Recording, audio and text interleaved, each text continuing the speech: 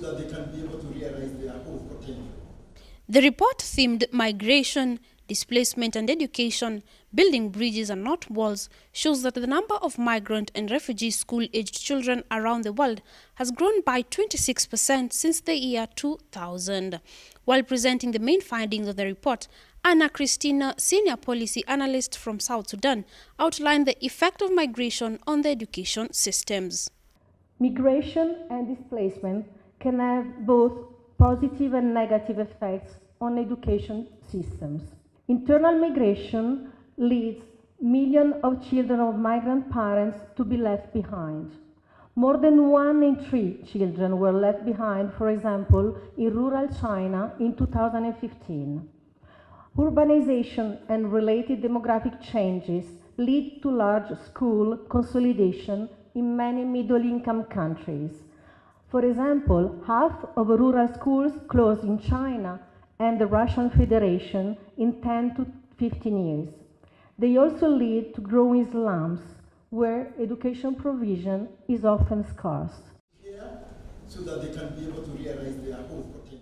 As she acknowledged that displacement and migration indeed pose a challenge to economic development, Cabinet Secretary, Minister of Education, Ambassador Amina Mohamed, pointed out the strategies that the government has taken to address the educational needs of the migrants and displaced communities. The development of the nomadic education policy, which we have already launched, it addresses the needs of nomadic communities, and it has identified the various interventions that are needed to ensure that we provide a quality education for these communities, and that includes, like DG said, mobile schools, low-cost boarding schools, and most importantly, school feeding programs. Because without that, it becomes really, really difficult to retain children in school.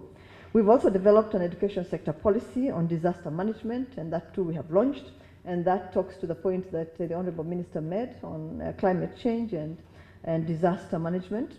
So we have a policy, and that guides our response to disasters that result in displacement.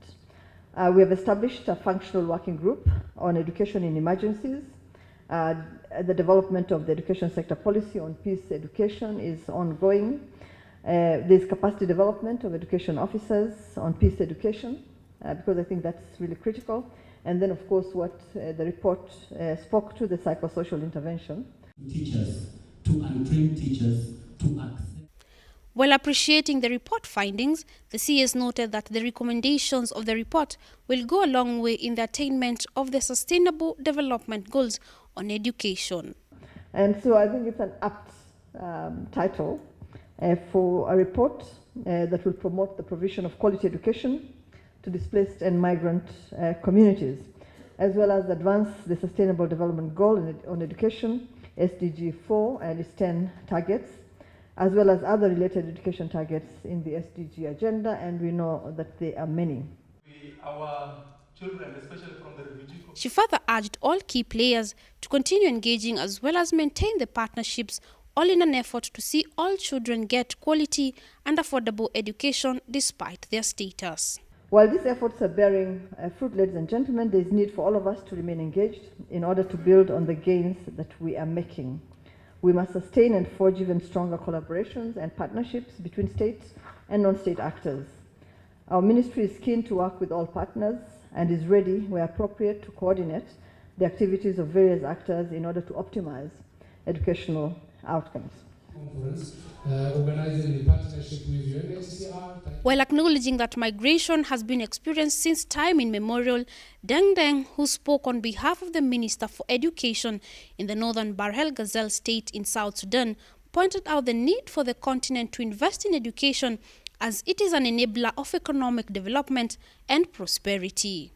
And in order for Africa to rise and achieve the aspirations of the African Union, the aspirations of Agenda 2063, we need to invest in education. Education of the African children and youth and adults, as well as education of migrants and internally displaced people. We need education for all. And we need to invest in education for all, because in so doing, then we can rest assured that Africa will rise. Take this opportunity to welcome you to this event. Education is the single most powerful transformer of lives, and all relevant stakeholders from households to governments ought to make it a priority in ensuring that all children, despite their status, get quality education for a better economic future. Reporting for Brand Plus TV Business News, I am Daisy Wambua.